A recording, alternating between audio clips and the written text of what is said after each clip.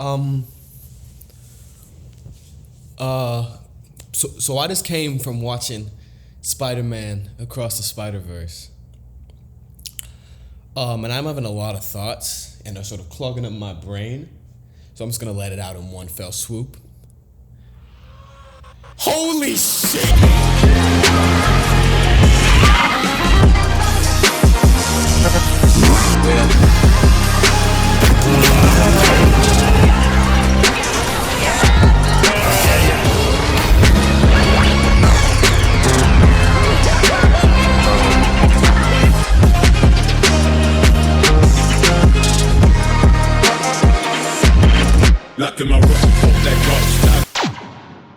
Hello everybody, Chillixion here, welcome to a brand new video. And recently, I think we all know, you've seen the title, Spider-Man Across the Spider-Verse just came out. It released, actually, by the time I'm releasing this video, it officially releases today. I got to see it a day early due to some theaters releasing it, a little bit early than the release date. But yeah, it came out and I'm here to talk about it. Now, just so you know, if you haven't seen the movie, do not worry. I will indicate when I talk about spoilers, there will be a non-spoiler section, which is the majority of the video, and then there will be a spoiler section. Not only will I say it, but it will be visually on screen, and also it's in the tags below. So if you want to watch this video without having seen the movie, just watch until I say there's spoilers. And if you've seen the movie, you can go right ahead. However, I will say this, if you haven't seen the movie, go fucking watch it right now. Not a joke. Stop what you pause the video or play the video in the background, watch the movie, and then come back because this movie is real good. Okay, and I can't talk about the cool shit until I get to the spoilers, but I will try my best. But I saw the movie and I was really excited. And then, obviously a lot of animation fans, people in the cartoon sphere, are super excited for this movie just because for what the first one did for animation and what it was doing just as a film. But the main reason I was really excited is because I love Spider-Man, dude. Ever since I was a little kid, I have loved Spider-Man. Spider-Man is one of my favorite superheroes of all time. I would say he's easily top 5. Hell, he might even be top 3. I feel like he switches places with the Flash constantly. I've loved them ever since I was a little kid when, my dad would take me to the grocery store and I would read them damn Spider-Man comics, and again, I wouldn't pay for them, but it's fine. I would watch the Tobey Maguire movies on repeat. Spider-Man 1, Spider-Man 2, I had those on DVD. I would constantly watch those. I would watch the special features, the bloopers, every little thing about the movie. I would watch as many Spider-Man cartoons, whether it was like I think it was either the 90s one, like the sort of, not the 60s one, but the 80s, 90s one, like Unlimited. I would watch Spectacular. I was obsessed with. It was, oh my god, it was so good. I would watch any like animated movie, anything I saw a Spider-Man on it. I was obsessed with Spider-Man. When the Andrew Garfield movies came out, I'm gonna be honest, I didn't vibe with them when I was younger. I still kind of don't. I love Andrew Garfield as an actor, but the movies just aren't my thing. And even the Ultimate Spider-Man cartoon, like I watched it, but it wasn't really like, it didn't grab my attention. But I will be honest, the Tom Holland Spider-Man movies are probably some of my favorites. I think Tom just captures exactly what I look for in a Peter Parker, especially Peter Parker of that age group. I just think those movies are just really fun and action-packed, and a lot of people hate on them, but I feel like I enjoy them for what they are. In terms of Spider-Man comics, I don't read that many Spider-Man comics. I am aware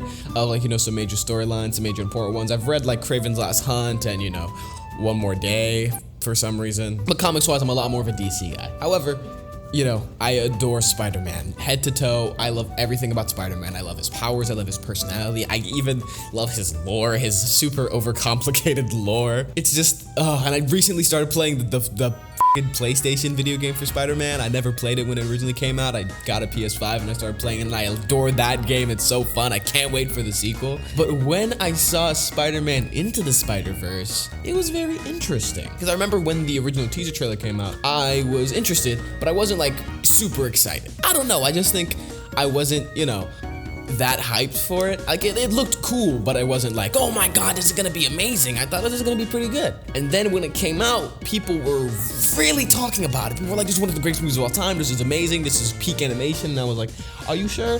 And I want to go see it in theaters. And sadly, some people don't respect animation, so I couldn't. So I was a child, so I couldn't pay for it. I ended up watching it anyway. I found a way to watch it, and it was nuts. The way I cried in that movie, and the quality was probably some of the worst quality way I could have watched that movie. If you know what I mean, you know what I mean.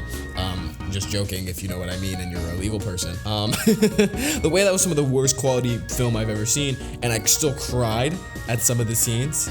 Like, it was still beautiful, and it was still got me emotionally. Like, God, that first movie is just amazing. The character writing is beautiful. The music is nuts. The animation's really good. It's just a really fun romp. The way that movie legitimately influenced, like, my writing, how I view fiction, like, golly gosh. So, when they announced a sequel, I was super excited. And then the trailers came out, more press came out, and I just got more and more excited. And I saw the movie. Again, this is a non-spoiler section, so I will not be talking about anything that is, I was gonna say not in trailers, but I'll try to even refrain from stuff that is in the trailers just because I don't want to risk spoiling it, because this movie is best seen without any spoilers. The first thing I want to talk about are the visuals of the movie, and this movie is beautiful. This movie is a jaw-dropping, just exhibition of animation.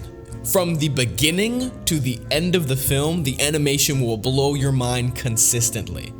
Like, you remember, like, the stuff they did in the first movie where they would have, like, little animation techniques and tricks. Like, it wasn't just, you know, regular animation. They would do, like, cool effects and just really play with the medium.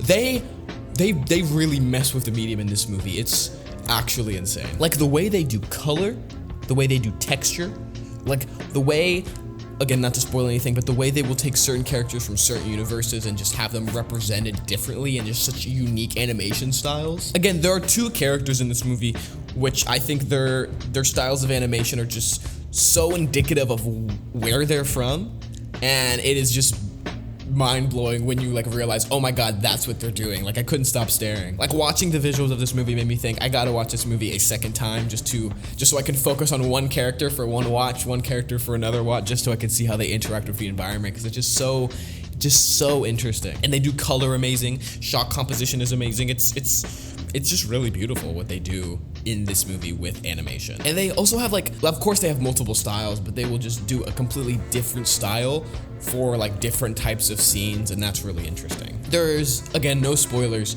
but there's sort of a, I would say, flashback, flash forward type of scene that does this really interesting style of animation that I really like, and it fits for not only what is happening, but for who's involved in it, and it's really well executed. And there's some stuff with the visuals that I want to talk about, but I don't want to risk spoilers, but I just want to say they really blend every medium that they use in this film. Every single medium that they use in this film is really cool, is really interesting, and it's just wow, wow, wow, wow, wow. And they really doubled up with the sort of comic booky sort of like way of, you know, framing scenes. Like if you really look, it will not just be like, oh, they have a scene and then they have like a comic book style panel that is just repeating the scene closer up. Sometimes they will have a scene, then they'll have a comic book panel that is what happens after, and then you can experience it in a million different ways. And I think this is honestly one of the best looking movies. This is one of the best looking movies, period. It sort of goes into it, but like the visuals of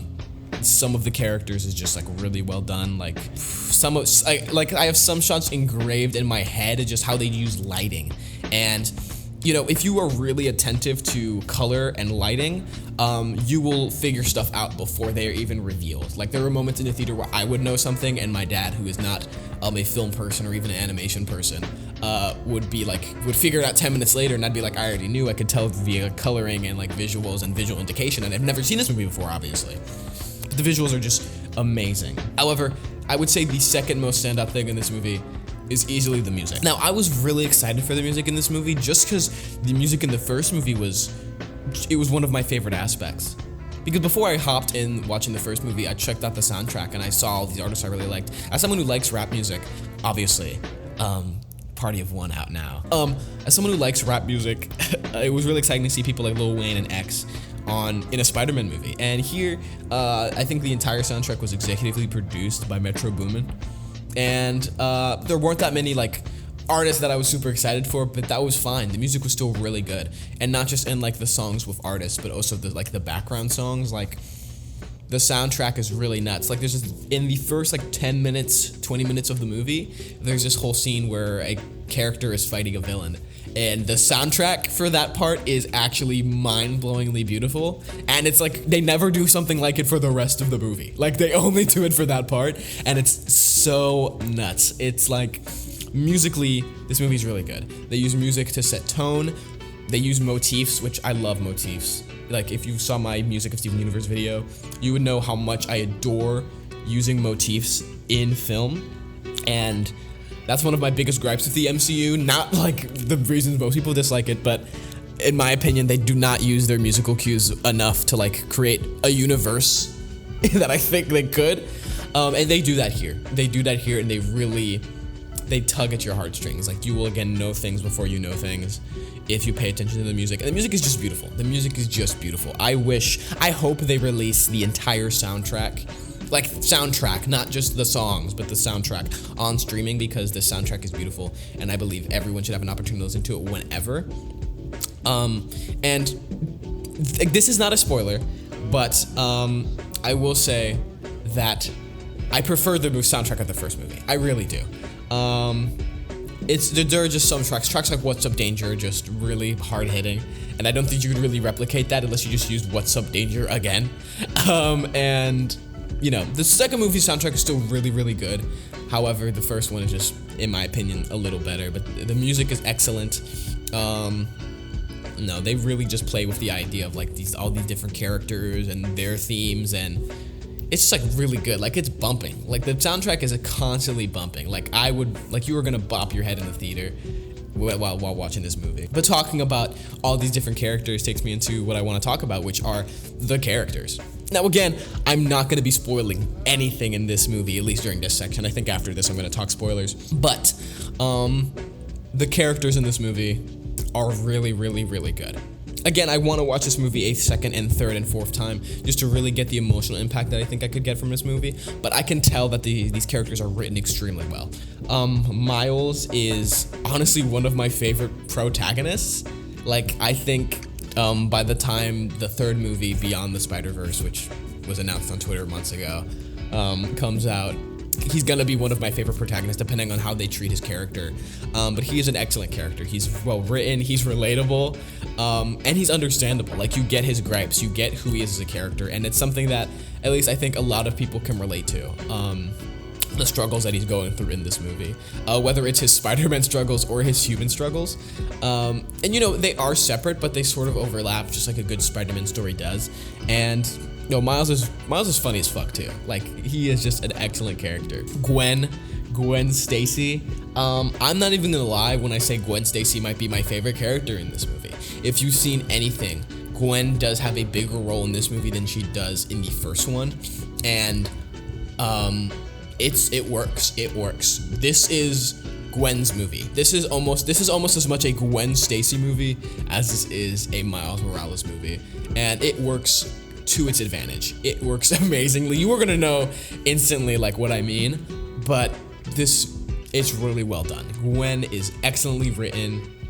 Her gripes, her problems are understandable, and they perfectly communicate her conflict, like her internal conflict, without making you like hate her, which with a lot of bad writing is like, it very much is the case that you will make a character like hateable if you do not, you know, have their internal conflict be clear. But they make hers so clear, and you know, when they focus on Miles, and Gwen becomes supporting. But when they want to focus on Gwen, it is a Gwen story, and they know how to write Gwen. She is just excellent, and she's funny as hell too. Like, Gwen is just a great character.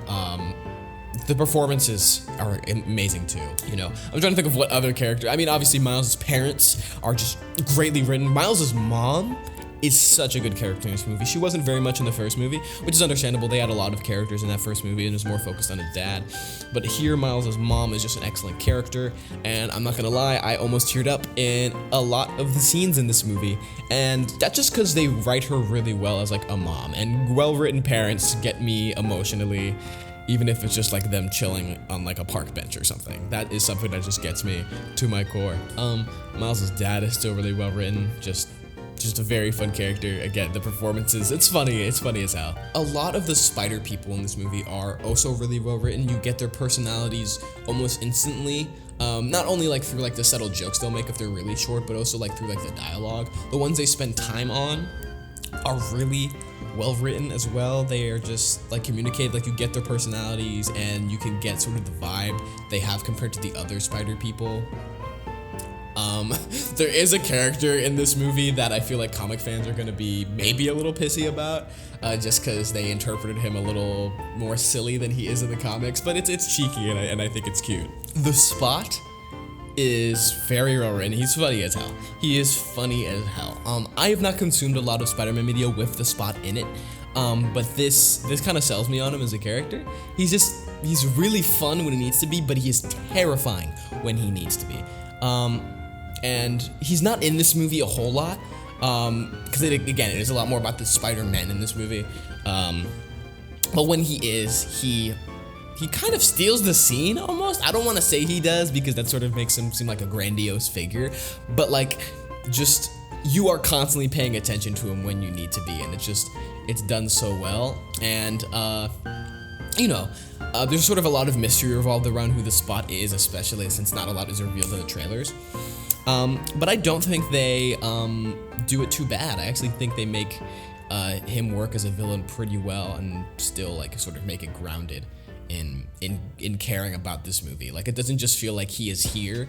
Like, it doesn't just feel like, oh, this is a Spider-Verse movie and also the Spot is here. It feels like it is intertwined and it's just very well told. Next is Miguel Ojeda, or Spider-Man 2099. I don't want to say too much just because, a lot of his best scenes are spoilers. But he is a very well written character. He is very well written.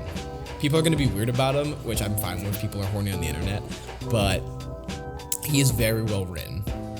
Like, I want to watch this movie again just for Miguel, just so I can I low-key want to analyze him now, just because the amount I'm thinking of. He is just very well written, and he is just, the performance by Oscar Isaac is nuts again. He is just wow. And people were like, oh, seeing the trailer, like, oh, what did Miles do to make him that mad? It's more like, it's a lot more of a thing like, oh, how do I say this without spoiling? Miguel is kind of scary in this movie. Spider-Man 2099 is kind of scary in this movie at some points, and I think that's great. And I think that is amazing, and that is just a testament of amazing writing. Okay, everybody, that is it for my spoiler-free section. Either skip to the very end, the conclusion, or stop watching now, okay? Because the rest of this will be spoilers, okay? I will count down to 5, and if you're not gone, you can't complain in the comments. You might still complain. Okay, 5, 4, 3, 2, 1. Holy f***ing shit, what the f*** happened in this movie? The writing for Across the Spider-Verse is nuts. Okay. Let me get my thoughts, collect my thoughts. This movie is really, really good. In terms of how it writes its characters, it does it excellently. When it focuses on Gwen for the first 25 minutes of the film and then jumps to Miles and then jumps back to Gwen, it never feels like two separate movies. It always feels like they are intertwining and blending with each other. Gwen is just such a well-written character in this movie, and I said this is her movie. This is literally her movie. She is so well fucking written. Her emotional gripes, you understand her character and you get where she's coming from. Like, there were moments where I was like, no, I would be where Gwen is at. And I had to rethink my brain. I had to be like, wait, no, I'm not. I need to, would I? And I would debate. They legitimately made Gwen just such a well-written character, and focusing on her backstory and giving her more focus was exactly what they needed. It didn't feel like they were like, oh, here's reparations for not focusing on the first movie. It's like, no, here is a character that is in this movie and that we want to focus on because she's a cool character and she has a story to tell. And that is just the best thing. It feels like every character in this movie has a story to tell.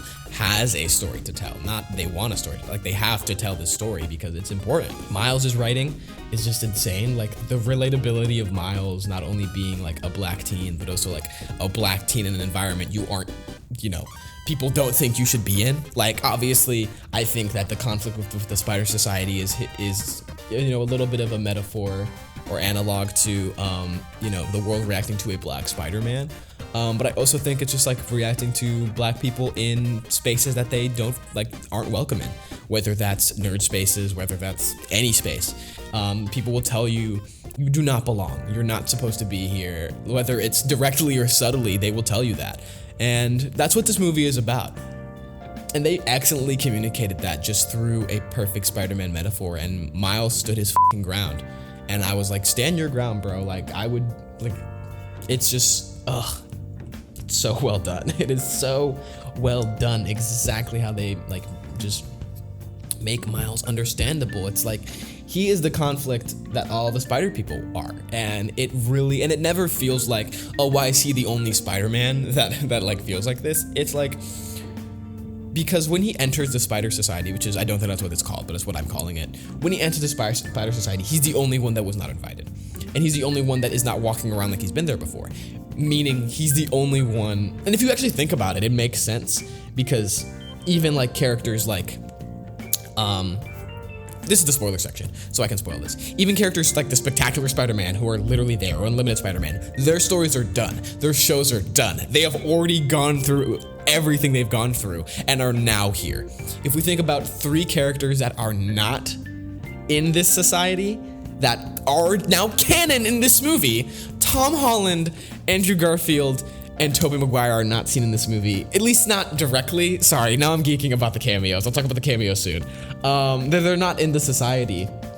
And if you think about it, obviously, like, there's obviously reasons why they're not, but like, Tom's character would definitely do what Miles is doing. Andrew's would, Tobey's would. Like, the characters in this movie are characters who have, their stories are basically done, and they're like, no, we need to save the multiverse, and we need to take the L's that we need to take. And it's really difficult, because the theme of you can't save everyone is very true.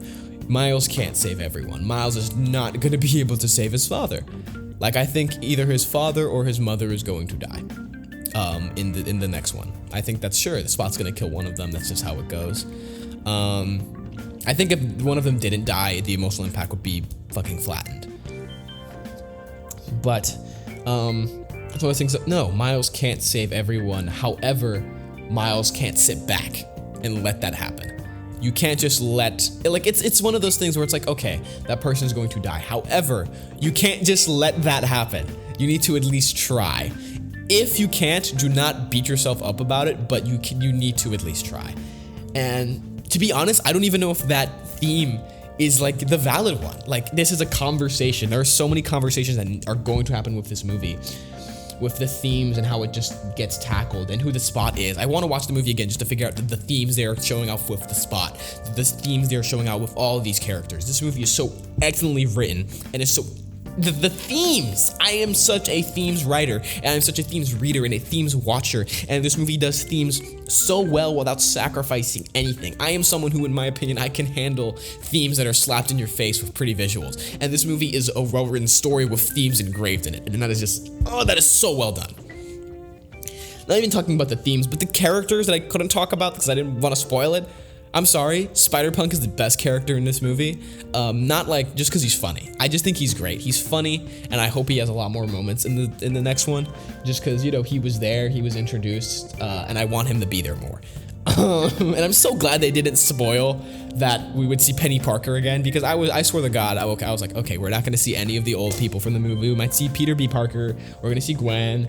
But when Penny showed up, when Spider-Man Noir showed up, Spider-Ham showed up for a little bit. They didn't talk because John, you know, and Miguel is an excellent antagonist. In my opinion, Miguel is the antagonist of the movie. He does exactly, like, if you look at him through the lens of how you write a good antagonist, he is the antagonist of the movie, and he has just done excellently. The fear you feel, he is just a force of nature, and I think he's just excellently done. Like, I wanted to know more about him.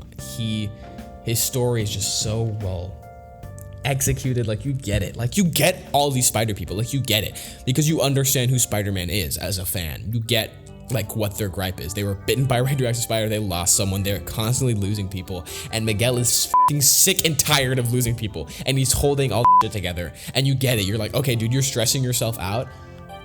But Miles needs to do what he needs to do, and Gwen needs to do what she needs to do, and Hobby needs to do, and everyone needs to do what they need to do. And Peter B. Parker is also excellently written. He is not just fodder. He's barely in the movie. Actually, that's not true. That movie went super fast for me. He's probably in the movie for a good while, but he feels like he's barely in the movie, and he is so like well written. Like you really feel like he grew from the end of the last movie to this movie. Like, and it would be very easy to just have the same character, but no, he grew. He got back with Mary Jane. He has a kid, and you just feel that he is a father who understands, you know, who understands both what it feels like to have a kid, but also what it is like to be Spider-Man as a kid. And it is just so well done. The Spot is so well written. He's really funny. He's really terrifying. I want to see more of him in the third movie. I cut that part out of the non-spoiler section, but I want to see more of him because he didn't really shine as much as I wish he did. But he was not the central antagonist in my opinion. That was Miguel. But the Spot as an antagonist for the third movie, I hope he goes nuts. I hope he goes nuts, and I hope he's beautiful visual eye candy, but you know, it's just crazy. Like other things are just so well done. I expect videos about Spider-Verse and songs about the Spider-Verse. Jesus. The ending. Okay. We all saw that ending. And everyone's like, I'm so mad it's a cliffhanger. Yeah, I get it, right? Like cliffhangers piss people off. I think I'm glad. I'm fucking ecstatic. I hope no one is legitimately like, this movie is worse because it's a cliffhanger. I'm like, bro, grow up. I'm like, you knew that. I'm like, that's good storytelling. You are seeing half of the story, and you are now being like told, let's go watch the rest. Like, it is just excellently done. I think the cliffhanger is probably one of the best. I love cliffhangers. I hate them because they hurt me, but I love them because they're so fun, and when I write them, they're great. But I love that. The reveal of the new universe. And to be honest, when he got teleported, I was like, oh, is he gonna be teleported to the dimension of the spider or not the dimension of his dimension? Because I feel like they would detect it through spider blood, just because that's radioactive spider blood. You know? Like doing that, and I was right, and you could tell by the colors and stuff, and that was really cool. And then when it was just Miles' mom, I was like, oh, is Miles' dad dead? And then and then Aaron Davis was there, and then I was like, oh, is Aaron Miles' dad? And I was like, no, it's not. But then I was like, oh, he's evil. And I'm pretty sure, I don't know if this is an existing comics universe, I'll have to do research later, but I'm pretty sure this is a universe where Aaron Davis is Kingpin and Miles is the Prowler, as we saw. And that shit was nuts. I knew it from instantly. I was like I knew it from the staircase. I was like, oh, is Miles gonna be is he gonna be a criminal and Aaron's gonna figure it out? And then I saw the Prowler and he was like quite shrunk, and I was like, oh, that's Miles. That's like alternate universe Miles is the Prowler. That's gonna be nuts. I'm just so excited. Like, the visuals in that scene were just insane. The excitement I have for the next movie, like, not only are we gonna get like Previtor, but also Hobby, and also everyone from, and also Spider-Bite, which I really liked. I really like Spider-Bite, and I think she's gonna be super underrated just because she's not focused that much. I really want to watch the movie again just for Spider-Bite moments. But I loved her. She was great. And then we're gonna get everyone from the old, the other Spider-Verse movie. And that's just so great. I could make a video on my expectations for the next one, but I don't want to because I want to fully consume this movie before I even think about a future movie, and that was just amazing. So in conclusion, this movie was amazing. Spider-Man Across the Spider-Verse blew my expectation out of the water, and in my opinion, it's gonna blow everyone's expectations out of the water. When everyone sees it, this will be the movie. This movie better win awards. I literally left the theater saying, if this movie doesn't win awards, people are gonna riot, and I'll be mad. I will be angry if people do not win awards, if this movie does not win awards.